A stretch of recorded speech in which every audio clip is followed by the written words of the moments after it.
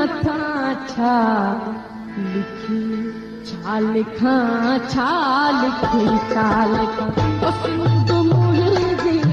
दुनिया जा सिंधियो हिक मुठ थी सिंध बचायो।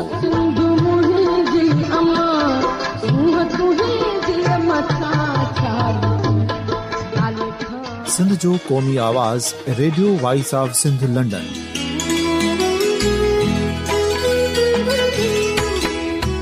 Radio voice of Sindh London पंहिंजी नशरियात में सिंध जी सियासत, समाज, इक़्तिसादियात, तारीख़, क़ौमी उमंगुनि ऐं अख़लाक़ियात मुतलिक़ सिंध जी हक़ीक़ी तर्जुमानी कंदे प्रोग्रामनि खे असराइतो बणाइण लाइ सिंध जे घण घुरनि ऐं धरतीअ सां प्यार कंदड़ अदीबनि, दानिशवरनि, सहाफ़ियुनि, उस्तादनि, वकीलनि ऐं हर तबिके जे मानवारनि सजणनि खे सिंध में शऊरी इनकलाब लाइ सहकार जो सॾु ॾियूं था। अचो त गॾिजी सूफ़ियुनि ऐं संतनि वारी सिंध जो ओज हिकु मुठ थी वरी वापसि आणण वारे सफ़र जा साथारी बणिजऊं।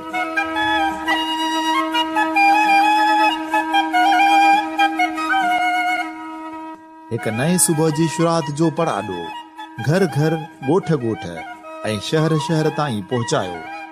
शाल सिंध आबाद ऐं ख़ुशहाल थिए, सिंधी माण्हू सुखियो ऐं सताबो थिए।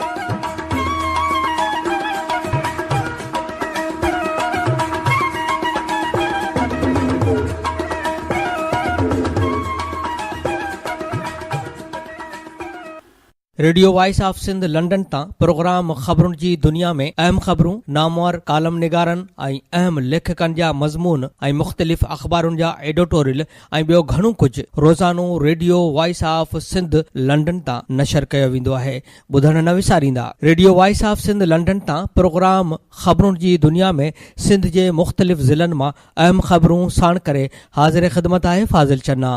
सभ खां पहिरीं अहम ख़बरूं अव्हां जे समातुनि जे नज़र कंदो थो हलां। अॼु जी अहम सुर्खी अव्हां जे समातुनि जे नज़र कंदो थो हलां। अहम सुर्खी आहे त हार्स ट्रेडिंग जो नोटिस वठंदे इल्ज़ाम हणंदड़नि खे तलब कयो वियो आहे। इलेक्शन कमीशन सेनेट चूंडुनि में हार्स ट्रेडिंग वारनि इल्ज़ामनि जो नोटिस वठंदे पार्टियुनि जे सरबराहनि ऐं मेंबरनि खे तलब करे वरितो आहे। सभई सबूत पेश करण लाइ 14 मार्च ते पेश थियनि त जीअं मुबैना हार्स ट्रेडिंग कंदड़नि ख़िलाफ़ कार्रवाई शुरू करे सघिजे।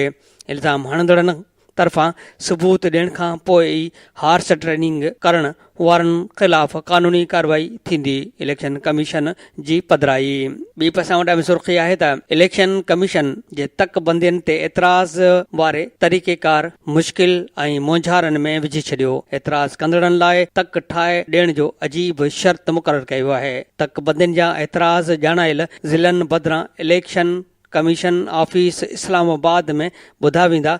कंहिं हिकु तक ते एतिराज़ कंदड़ ज़िले जे समूरनि तकनि खे दुरुस्त करे नक्शा बि ठाहे ॾींदो। सूबाई ऐं क़ौमी तक थोरे फ़र्क़ सां हिकु जेतिरी आदमशुमारीअ ते ठाहिया विया आहिनि। इलेक्शन कमिश्नर हैदराबाद जोही ऐं दादूअ जे सूबाई तकनि जा नाला तब्दील ऐलानियल इलाइक़नि में फेरफार। अहम सुर्खी आहे त जोही ऐं दादू जे सूबाई तकनि जा नाला बि तब्दील ऐं इलाइक़नि में फेरफार कई वई।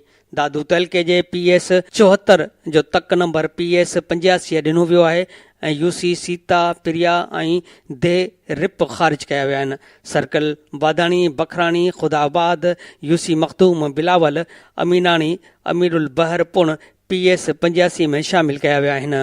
अहम सुर्खी आहे त तौहीन अदालत जो इल्ज़ाम निहाल हाशमी हिकु भेरो ॿीहर सुप्रीम कोर्ट तलब कयो वियो। स्क्रीन ते अदालत में निहाल हाशमी जे आज़ादीअ खां पोइ मीडिया सां कयल ॻाल्हि ॿोल बि हलाई वई। हिन आज़ादीअ बैदि जजनि खे गारियूं ॾिनियूं जेका ॿोली इस्तेमालु कई वई अफ़सोस जोगी आहे। ॿी बि अहम सुर्खी असां वटि आहे त सेनेट चेयरमैन चयो आहे त स्पीकर खे तौहीन अदालत जो नोटिस बदकिस्मती आहे। चयो त इस्लामाबाद जे हाई कोर्ट बि जेको पार्लियामानी रिकॉर्ड घुरायो आहे उहो तय थियल उसूलनि जी भंजकड़ी आहे। कुझु ॾींहं जे वाक़िअनि ज़मीर खे झंझोड़े विधो आहे। इख़्तियारनि तयन लाइ चीफ जस्टिस सां ॻाल्हाइणो पवंदो। रज़ा रबानी चयो त सुप्रीम कोर्ट तय करे चुकी आहे त मुदाख़लत न कंदड़ आईन पायमाल करण जी कोशिश कई पई वञे। तरमीम ख़त्म करण जी कोशिश जो ख़दशो आहे। गैर जमहूरी सोच ख़त्म नाहे थी। हैदराबाद मां असां वटि ख़बर आहे त इनकलाबी अॻवान कामरेड जाम साकीअ जे विछोड़े ते वारसनि सां तज़ियत जो सिलसिलो जारी आहे। कासमाबाद जे इलाइक़े नसीम नगर में मुख़्तलिफ़ सियासी पार्टियुनि जे अॻवाननि, अदीबनि, दानिशवरनि ऐं सहाफ़ियुनि पहुची कामरेड जाम साकीअ जे पुटनि सजाद ज़हीर, सारंग जाम, सरवाण जाम, कामरेड जाम साकीअ जे भाउ डॉक्टर सुल्तान जंजी ऐं ॿियनि सां तज़ियत कई। कामरेड जाम साकीअ जे वारसनि सां तज़ियत कंदड़नि में SDP chairman doctor Qadir Magsi, Qaumi Awami तहरीक जो सदर अयाज़ लतीफ़ पलीजो, PP पंजाब जो अॻवान चौधरी मंसूर, PP अॻवान गुल मोहम्मद जखराणी, सीनियर सहाफ़ी फारूक सुमरो, सीनियर सहाफ़ी महेश कुमार, सीनियर सहाफ़ी लाला रहमान समूह, सीनियर सहाफ़ी इमदाद सुमरो, सीनियर सहाफ़ी नियाज़ पंवर, सागर पार्टीअ जो सरबराह मौलाना अज़ीज़ुल्ला बोयो, SUP अॻवान रोशन बुरड़ो, दोदो महरी, सिंधी अदबी संगत जो अॻवान डॉक्टर ज़ुल्फ़कार सियाल, यूसुफ सिंधी, बदर चना, कमरुज़मान राजपर, PP अॻवान ज़ाहिद बुरगड़ी, अमानुल्ला सियाल, मसरूर चांडियो, मदद अली सिंधी, SDP अॻवान डॉक्टर हमीद मेमन, होत ख़ान गाॾाई, हैदर मल्हा, कम्युनिस्ट पार्टीअ जो सेक्रेटरी जनरल इमदाद काज़ी, मुमताज़ चांडियो, डॉक्टर ग़ुलाम हैदर मलूकाणी, डॉक्टर सलेमान शेख, सीनियर सहाफ़ी साले बुल्लू, अयूब लिखारी, जीअ सिंध महाज़ जो अॻवान हाशिम खोसो, प्रोफेसर हुसैन लिखारी, सत्तार विस्तड़ो ऐं ॿिया शामिल हुआ। होॾां कामरेड जाम साकीअ जे तॾे ते पहुतल सियासी समाजी अॻवाननि तासरात वारे बुक में कामरेड जाम साकीअ बाबति पंहिंजा तासरात पिणु लिखिया, जंहिं मूजिबि सिंध तरक़ी पसंद पार्टीअ जे चेयरमैन डॉक्टर कादर मक्सी चयो त जाम साकी पंहिंजी शख़्सियत ऐं किरदार में मुअतबर शख़्स हो।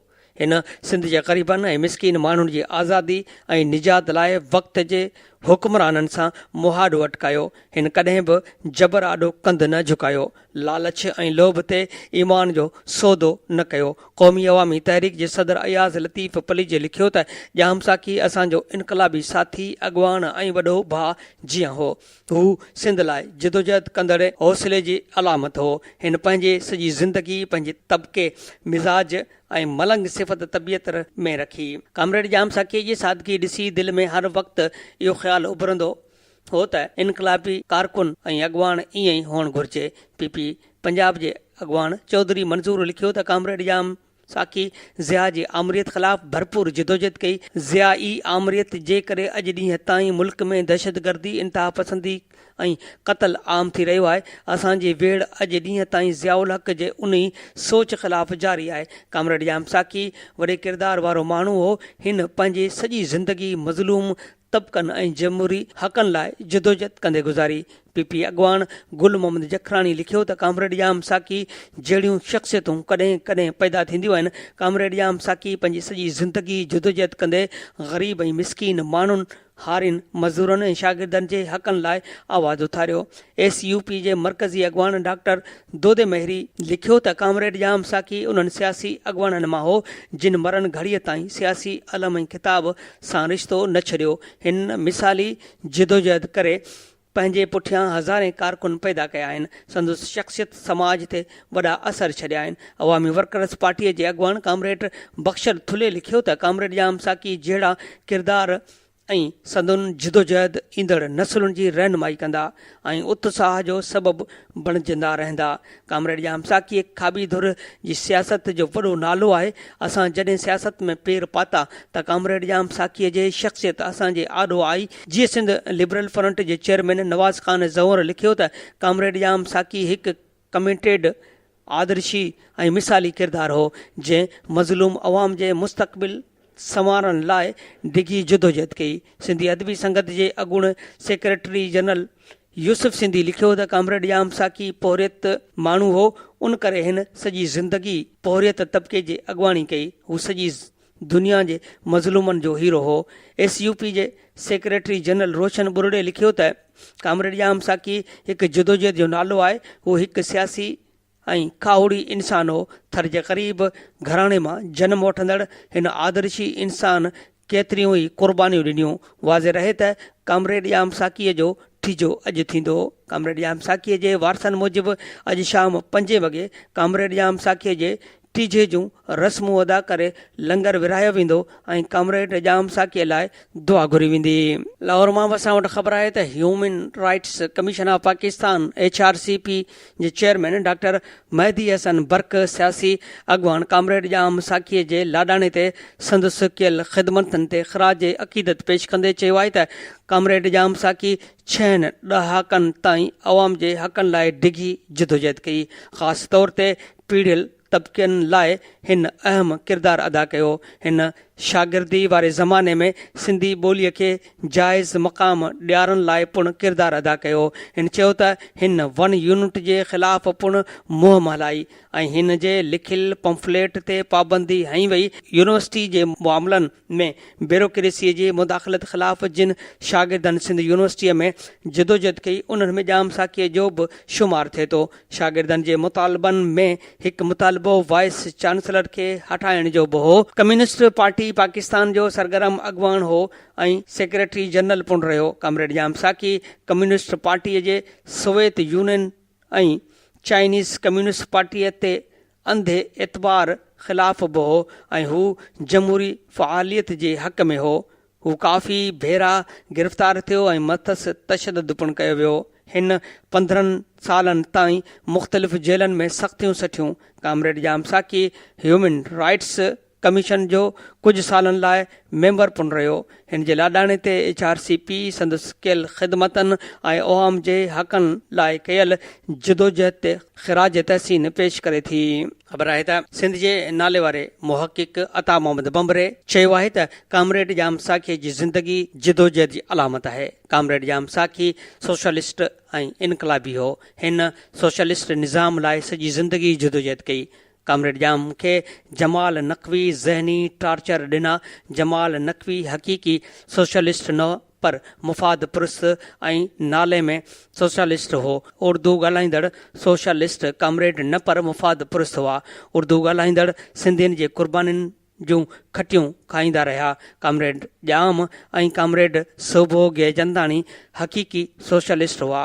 कामरेड जाम साकी सिंध जे सर्कल लाइट हो। कामरेड जे तॾे ते नाचाकीअ सबबु पहुची न सघियसि उनजो मूंखे अफ़सोस आहे। जीअं तबियत ठीकु थींदी त संदसि तॾे ते वेंदुसि। हिन पंहिंजे जारी कयल पैगाम ज़रिए वधीक चयो त आऊं कामरेड जे पुट सारंग ऐं ॿियनि वारसनि सां ॾुख में शरीक आहियां। कामरेड जिस्मानी तौरु ज़रूरु जुदा थियो आहे पर संदसि सोच तारीख़ जे वर्कनि ऐं इंसान जे ज़हन में ज़िंदा रहंदी। मिठीअ जी असां वटि ख़बर आहे त मिठीअ में मक़तूल वापारी भाउरनि चंद्र कुमार ऐं दिलीप महेश्वरीअ जे क़तल केस में गिरफ़्तार मुख्य सहूलियतकार अलावराय उर्फ़ केलो उमराणीअ जे निशानदहीअ ते पुलिस ॻोठ नेणेसर मां वापारियुनि खां फुर थियल दुकान जे हिसाब किताब वारा 5 बुक हथ करे वरिता। जंहिंखां पोइ मिठी क़तल वाक़े जे समूरी रिकवरी मुकमल थी वई आहे। उन ॾिस में ज़रियनि खां मालूम थियो आहे त मिठी क़तल केस जी गिरफ़्तार जवाबदार खां हलंदड़ जांच दौरान पुलिस मुख्य सहूलियतकार अलावराय उर्फ़ केलो उमराणीअ जे निशानदहीअ ते फुर थियल सामान जे रहियल आख़िरी रिकवरी वापारनि जा 5 किताब बि ॻोठ नेणेसर मां हथ कया विया आहिनि जेके सहूलियतकार ॿोरीअ में बंदि करे संदसि घर जे गटर में उछलाए छॾिया हुआ। गुज़िरियल राति पुलिस मक़ामी भंगीअ खे गॾु वठी सहूलियतकार जी मौजूदगीअ में गटर खोले उन मां फुर थियल बंदियूं हथ करे वरितियूं आहिनि जिन जो अंग 5 ॿुधायो पियो वञे। होॾां जवाबदारनि खां मिठी पुलिस पारां वधीक जांच हलंदड़ ॿुधाई वञे थी। SSP थरपारकर अमीर सऊद मक्सीअ जी अॻवानीअ में IG सिंध पारां जोड़ियल जांच कमेटीअ में जवाबदारनि खे पकड़े इनाम खणंदड़ मिरपुरख़ास जो DSP अनवर अली लाखो बि मिठी तरसियल आहे। ॿिए तरफ़ मिठी पुलिस जवाबदारनि जी गिरफ़्तारियुनि बावजूदि साफ़िन खे जांच बाबति अपडेट ॾियण खां इनकार करे छॾियो। ख़बर जी अहम सुर्ख़ी बि असां वटि आहे त सीदाबाद जे मुख़्तियारकार खे तपेदारनि जी मारकुट ऑफिस जा ताला भञी छॾिया।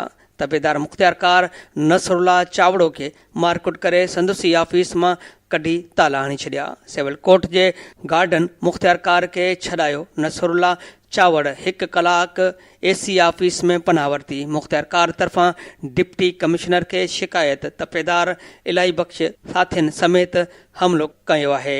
एतिरा जी ख़बर जी अहम सुर्ख़ी आहे त पैरामेडिकल अमले जा मुतालबनि जे मंझता लाइ मुज़ाहिरा। हैदराबाद में मुलाज़िमनि वाहन ते कारियूं पटियूं ॿधी एहतियाती मुज़ाहिरो करे सख़्त नारेबाज़ी कई। सिविल इस्पताल दादू जे OPD 2 कलाक बंदि रही। टंडोअलायार में मुलाज़िमनि कमु छॾे एहतियाती रैली कढी। डिगड़ी, शाहपुर चाकुर, मीरपुर बठोरो समेत मुख़्तलिफ़ शहरनि में मुज़ाहिरा OPDs जो बाइकाट कयो वियो। मुलाज़िमनि जो मुतालबो हो त सर्विस स्ट्रक्चर, हेल्थ अलाउंस समेत टाइम स्केल ऐं ॿियूं मराहतूं ॾिनियूं वञनि। मीरपुर ख़ास मां बसां वटि अहम सुर्ख़ी आहे त मीरपुर ख़ास में ॿारड़ी ऐं ॻोरहारी औरत फ़ौत थी विया। डॉक्टरनि ते ग़फ़लत जो इल्ज़ाम। ॻोठ शाह मुराद खोसो जे रहवासी पोरित अब्दुल गफ़ूर खोसो ॻोरहारी ज़ाल बख़्तावर खे इस्पताल दाख़िल करायो। ज़ाल 2 ॾींहं तड़पंदी रही। दांह बैदि ऑपरेशन लाइ खणी विया। राति जो 3 वॻे फ़ौत थियण जो ॿुधायो वियो। गफ़ूर खोसे चयो त निजी इस्पताल में नदीम शाह जो ॼावल ॿार कमज़ोर हुजण जो चई डॉक्टरनि इनक्यूबेटर में रखियो, जेको फ़ौत थी वियो। ओवरडोज़ ऐं खाधे जी नलकी साह नालीअ में पास कराइण बैदि ॿार फ़ौत थियो। केस दाख़िल कयो वञे, वारसनि जो मुतालबो। रिपड़ीअ मां बि असां वटि ख़बर आहे त रिपड़ीअ में उरड़ीअ विघे 2 ॿार फ़ौत थी विया। 30 खां वधीक बीमार। उरड़ी पखड़जण सबबि गिलाल मोहल्ले में 7 सालनि जो जवाद हुसैन ऐं 7 सालनि जो नौमान गिलाल फ़ौत थी विया। जमशेद, बख़्तावर, आफ़िया, अफ़शां, इक़रार, तैयबा, नासिर ऐं बरीरा समेत 30 खां वधीक ॿार बीमारी में मुब्तला आहिनि। फ़ौत थियल ॿारनि जे घरनि में कोहराम। बीमार पखड़जण सबबि इलाइक़े में ख़ौफ़ पखड़िजी वियो। मोहल्ले में सफ़ाई न हुजण करे बीमारी पखड़िजी रही आहे। इस्पताल अवाम लाइ बेलाभ बणियल आहे। रहवासी सिंधड़ीअ मां बि असां वटि उरड़ी जे हवाले सां ख़बर आहे त सिंधड़ीअ में उरड़ीअ विघे वधीक ॿारड़ी फ़ौत, अंग वधी 3 थी वियो। ॻोठ यार मोहम्मद मंगरियो में 3 वरहनि जी कविता धीअ थांवापात फ़ौत थी वई। फ़ौतगिन बैदि DHO मीरपुर ख़ास टीम समेत इलाइक़े में वैक्सीन लाइ रवानो। एहतिजाज ऐं मुज़ाहिरे जी ख़बर आहे त हैदराबाद में तइलीम खाते जे लोअर स्टाफ जो एहतियाती मुज़ाहिरो। All Sindh lower staff association तरफ़ां प्रेस क्लब ॾाढो मुज़ाहिरो कयो वियो। तइलीम खाते में टाइम स्केल, फ़ौती ऐं सोटा कोटा जा मसइला हल न आहिनि कया विया। अॻवाननि मुतालबो कयो त ऑल सिंध लोअर स्टाफ जे मुतालबनि खे मंज़ता ॾिनी वञे। Radio voice of Sindh London तां प्रोग्राम ख़बरुनि जी दुनिया में अहम ख़बरूं अवां जे समातुनि जे नज़र कयूंसीं।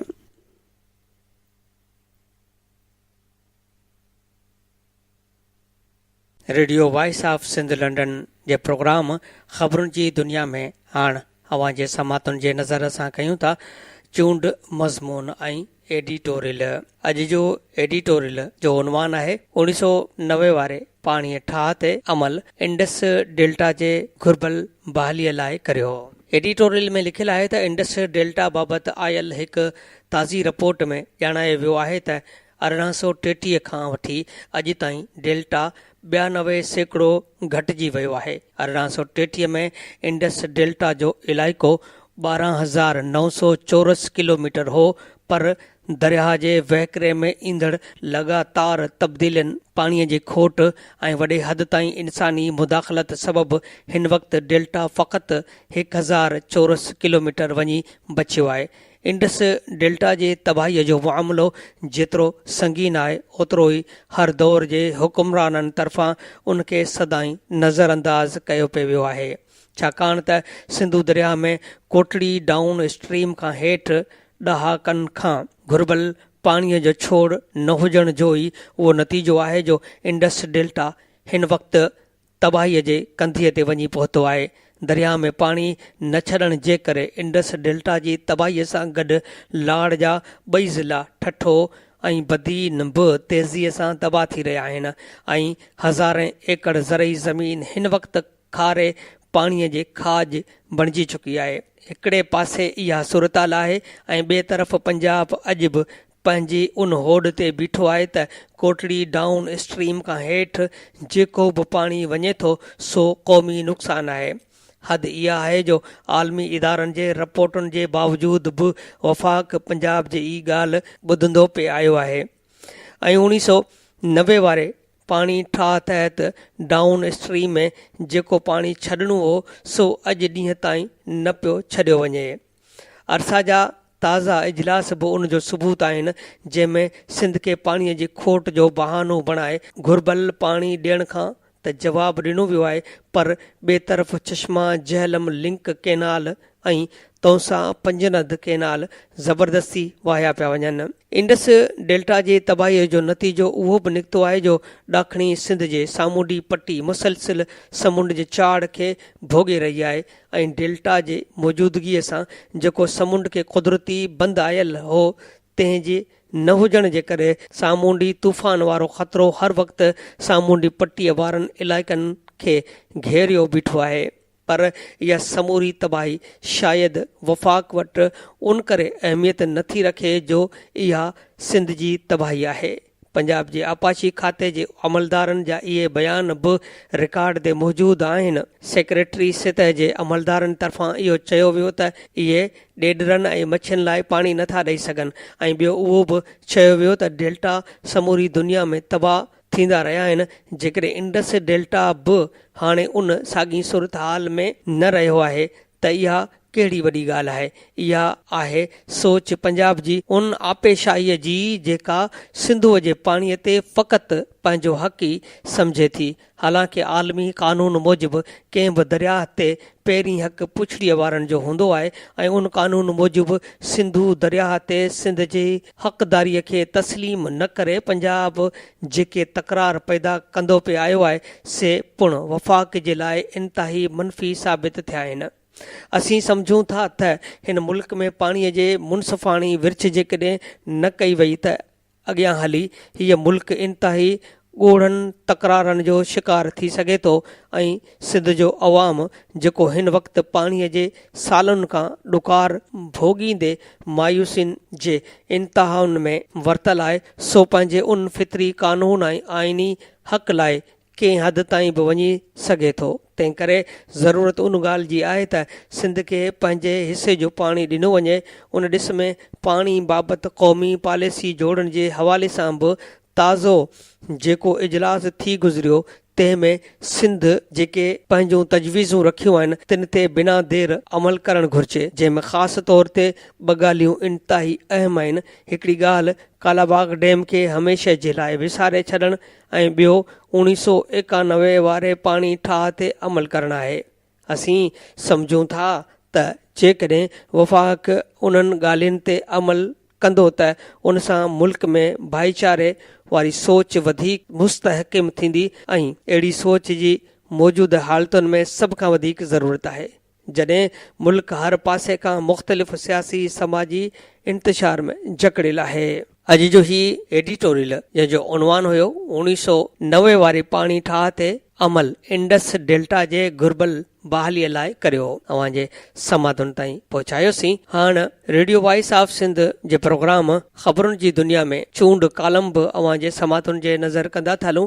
अॼु जो चूंड कालम आहे उमर काज़ी जो तहरीर थियल ऐं उनवान आहे आदर्शी सियासत ऐं मिसाली माण्हू। उमर काज़ी पंहिंजे कालम में लिखे थो त जाम साकी सियासत जी दुनिया जो हिकु आदर्शी किरदारु हो। इहा सियासत अॼु परे परे ताईं नज़र नथी अचे। कॾहिं त उन सियासत जो तमामु वॾो वाक हूंदो हो, पर हाणे उन जी मौजूदु हालत उन माठ जहिड़ी आहे जेका मढ़ियनि में हूंदी आहे। जेतोणीकि इहा सियासत अहिड़ी बि न हुई जंहिं तमामु वॾियूं कामयाबियूं माणियूं हुजनि। हिंदुस्तान में कम्यूनिस्ट पार्टियुनि हुतां जे पार्लियामेंट में कुझु न कुझु हिसो रहियो आहे, पर असां वटि त कॾहिं कंहिं कम्यूनिस्ट का यूनियन काउंसिल जी सीट बि न खटी आहे, पर पोइ बि उन्हनि जी दम सां मुल्क जी मजमूई सियासत में के उसूल ऐं के क़ाइदा मौजूदु हुआ। इहे इंसान भले थोरा हुआ, पर उन्हनि जे करे मुल्की सियासत मुसबत तरह सां मुतासिर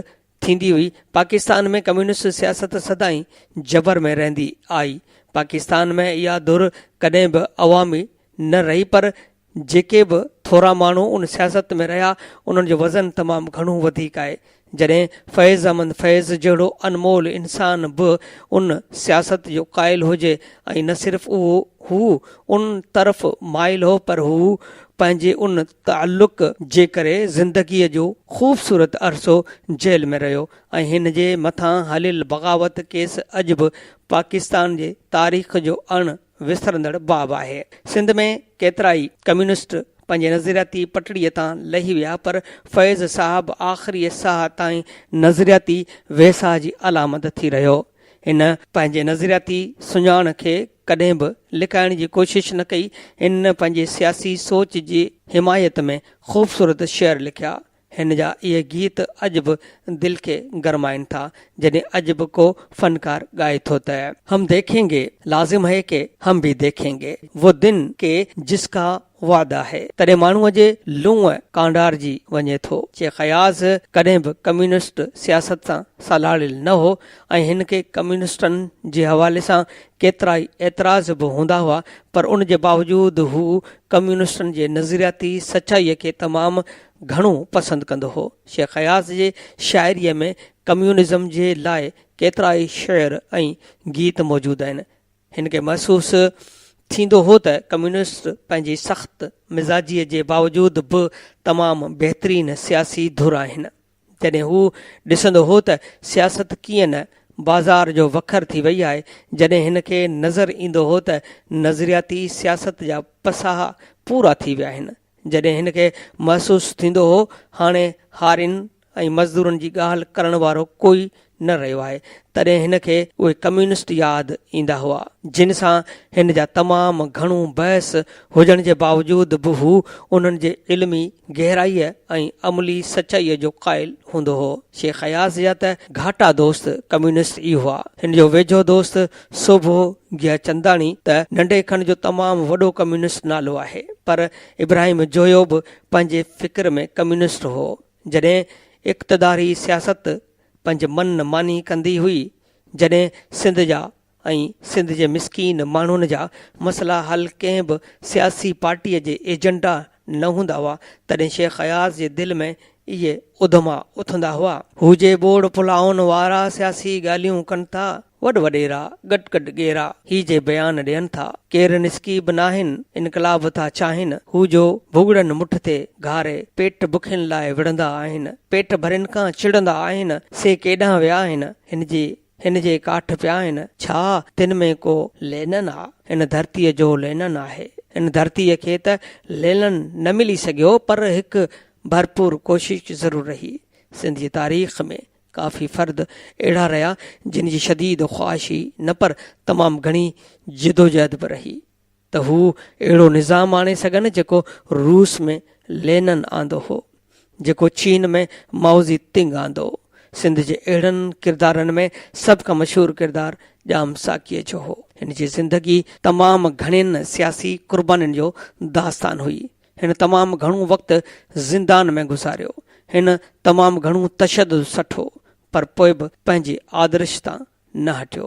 पर जॾहिं आलमी सतह ते कम्युनिज़म खे तमामु वॾो धकु लॻो ऐं सोशलिस्ट ब्लाक टुटी वियो, तॾहिं अक्सर मुल्कनि में कम्युनिस्ट पार्टियूं टुटी वयूं। उन आलमी हादसे सबबि सिर्फ़ु कम्युनिस्ट पार्टियूं न टुटियूं, पर उहे कम्युनिस्ट बि टुटी विया जेके सर्द जंग खां पोइ सियासी तौर ते पाण खे हिन समाज सां जोड़े न सघिया। पाकिस्तानी कम्युनिस्टनि में कुझु अहिड़ा चालाक हुआ जिन पंहिंजी सियासी जियाफ़े जी राह तलाश करे वरिती, पर तमामु घणा फ़र्द पोइ बि आख़िर ताईं अकेला रहिया। उन्हनि में हिकु जाम साखी बि हो। जेतोणीकि जाम साखी अब्दुल्ला शाह जे दौर में पीपल्स पार्टीअ में शामिल थियो ऐं हिन खे सलाहकारी बि मिली, पर हू घणो वक़्तु पीपल्स पार्टीअ जे कल्चर में न हली सघियो। उन मां बि इहा ॻाल्हि साबित थिए थी त हू कंहिं बि तरह सां पंहिंजे मुखालिफ़त कल्चर वारी सियासी पार्टीअ में सेट न थिया, जो मतिलबु उहो बि आहे त हू पंहिंजी सियासत आदर्श सां सचा हुआ। उन्हनि खे महसूसु थींदो हो त हू जॾहिं बि पंहिंजे नज़रियाती मौक़िफ़ तां अॻिते पोइते थियनि था, तॾहिं हू तमामु वॾो सियासी जुर्म कनि था। हू पंहिंजे देश सां वफ़ा करण सां गॾु पंहिंजे नज़रियाती सियासत जे परचम खे सदाईं खणी बीठा। उन्हनि जे मथां घणियूं सख़्तियूं आयूं, पर हू पोइ बि पोइते न हटिया। उन्हनि खे मालूम हो त उन्हनि जेका राह वरिती आहे उहा आज़माइश वारी आहे। हू उन राह जे मथां साबित क़दमीअ सां हलंदा रहिया। जाम साकी पोयूं समूरो अरसो मंज़र तां ग़ाइब हो, जेतोणीकि हिन दौर में हैदराबाद हर ॾींहुं को न को मेड़ाको ऐं का न का महफ़िल मचाई थिए, पर हिकु त हिन जी तबियत ठीकु न रहंदी हुई ऐं ॿियो त हू उन माहौल में पाण खे फिट न समझंदो हो जेको माहौल हिन दौर में जुड़ी वियो आहे। हू सॼी ज़िंदगी संजीदह सियासत सां सलाहियल रहियो। उमिरि जे आख़िरी हिसे में हिन खां ग़ैर संजीदह क़िस्म जो को अमल न थियो। उन खां सवाइ हिन जी इहा अलामत बि हिन जे मथां थियल तशदुद सबबु हुई। हिन जे मथां जेको तशदुद थियो हो ऐं हू जहिड़ी रीत क़ैद में इलाज जे हक़ खां घणो वक़्तु महरूम रखियो वियो, उन सबबु हिन जी सिहत ख़राब थींदी वई ऐं आख़िर में त हू जिस्मानी तौर ते बिना झुरी पियो हो, पर हू पंहिंजी सोच ऐं इरादे में पोइ बि सरकश हो। इहा ई त कम्यूनिस्टनि जी ख़ूबसूरती हूंदी आहे त उन्हनि में इरादे जी क़ुवत तमामु घणी हूंदी आहे।